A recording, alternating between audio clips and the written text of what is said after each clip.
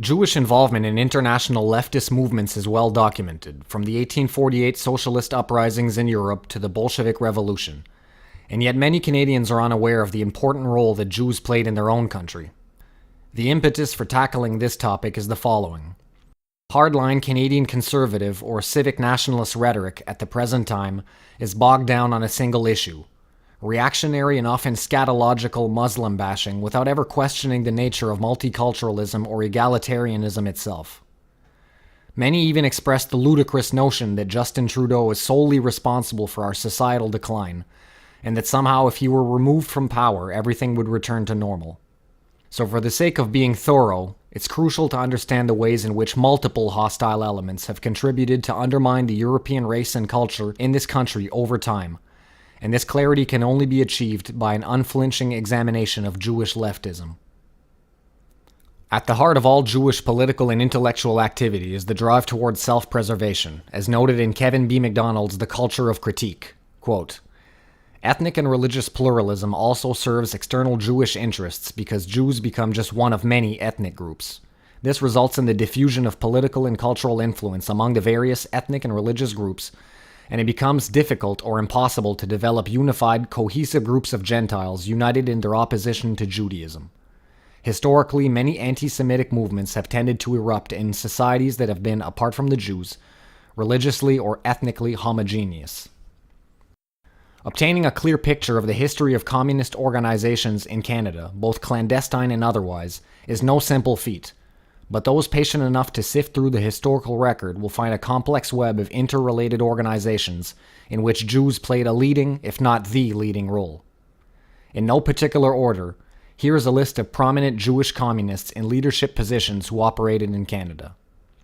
Sam Carr, Fred Rose, Jacob Penner, Joseph Zukin, William Ross, Sam Walsh, J.B. Salzberg, William Kashtan, Maurice Spector, Bill Kardash, Dan Goldstick.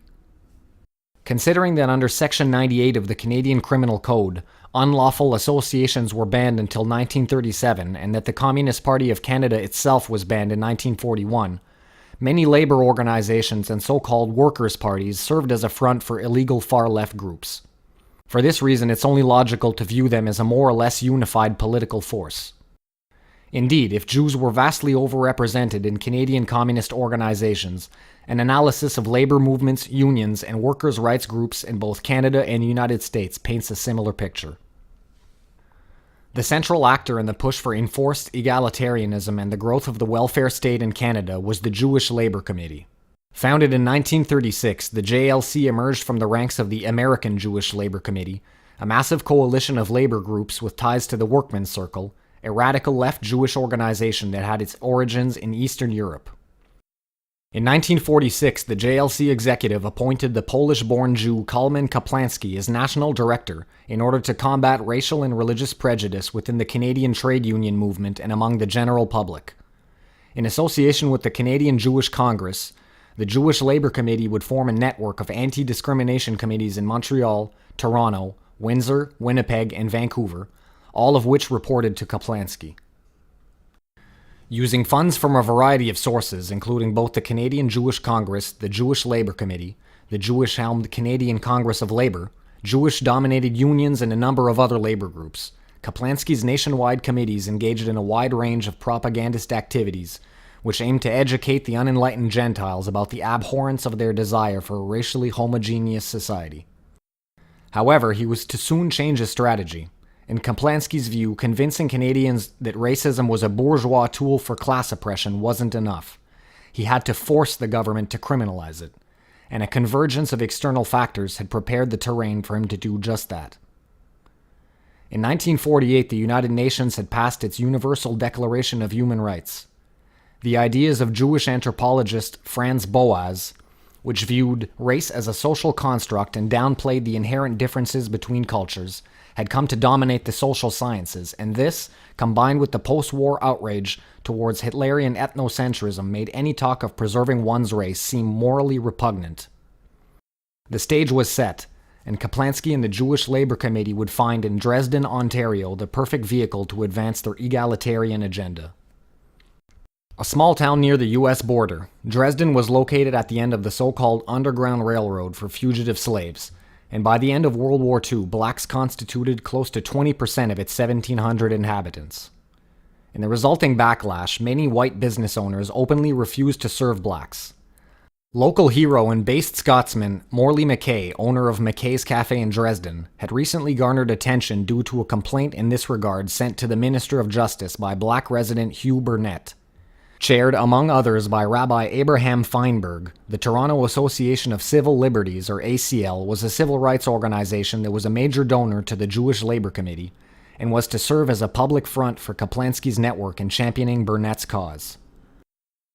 And so, in 1949, ACL Secretary Irving Himmel rallied a policy group of various ethnic organizations and Jewish-dominated trade unions to request that conservative Premier Leslie Frost pass the Fair Employment Practices Act, prohibiting discrimination in employment.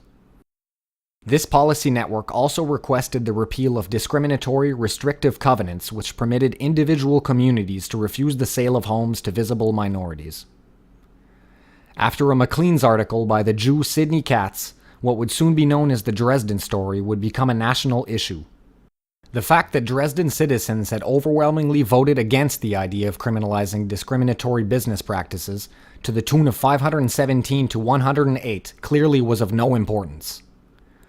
Under pressure from all fronts, Premier Frost and his government created Canada's first Fair Employment Practices Act, as well as a bill prohibiting restrictive covenants, which effectively removed white Canadians' right to live in a racially homogeneous community. The contribution of the Jew Irving Himmel to this fundamentally anti-democratic legislation cannot be overstated. He was also a major force in lobbying for the repeal of the Chinese Immigration Act, which had heavily restricted Chinese immigration to Canada. Himmel got his wish in 1946. 70 years later, Asians make up around 45% of Vancouver's total population. Although the anti-discrimination bill was now in effect, things just weren't moving fast enough for the Kaplansky network. Aided by the Toronto Labor Committee's Jewish secretary Sid Bloom, they orchestrated a series of false flag operations, busing non-resident blacks into Dresden to test whether the defiant restaurant owner Morley Mackay would submit to the new legislation. In the 1960s, Bloom, who was by then the director of the JLC, would be responsible for high-profile minority rights initiatives in multiple provinces, including Nova Scotia, where he would dispatch another Jew, Alan Borovoy, to help organize the blacks in the Africville slum. A Toronto Telegram reporter was dispatched by Bloom to Dresden and provided extensive coverage of the Dresden affair. In Ross Lambertson's excellent, albeit resolutely pro-egalitarian account of the affair, he notes, "It was Sid Bloom who filed complaints on behalf of the blacks, and although Burnett, the black resident who filed the first complaint against Mackay, was more often in the public eye, it was Bloom who acted as his behind-the-scenes mentor, with Kalman Kaplansky standing even further in the shadows behind his labor secretary." Bloom's relentless targeting of Mackay, combined with intense lobbying, letter-writing campaigns, and his connections within the Canadian print media, led to Mackay being found guilty in 1955 of unlawful discrimination. 15 years after the events of Dresden, Pierre Trudeau would declare multiculturalism as Canada's official policy, and, as mentioned in a previous video, shift immigration permanently towards primarily non-European sources. This would culminate in 1988 with Brian Mulroney's Canadian Multiculturalism Act.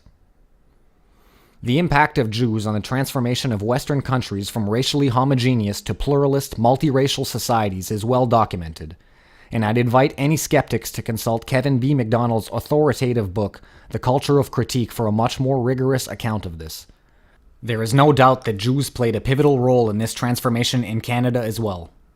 According to the lawyer and human rights activist Frank Scott, no single body in the whole of Canada did as much continuous and consistent work for civil liberties than the Jewish Labor Committee. When one examines Jewish intellectual and political activity in this country through the lens of in-group self-preservation, even Jews like Ezra Levant, who express overtly anti-immigration and anti-Muslim views, appear not as dissidents going against the grain and siding with Gentiles, but rather as a reflection of international Jewry's growing concern on the issue of importing large numbers of individuals from an ethno-religious group with a historical propensity towards anti-Semitism. Of course, there's nothing inherently wrong about looking out for one's own kind. In fact, whether or not an action or policy benefits one's race and culture should be the absolute basis of traditional morality. The problem is when minority groups abuse their moral high ground and privileged status in order to advance their position to the detriment of the host population.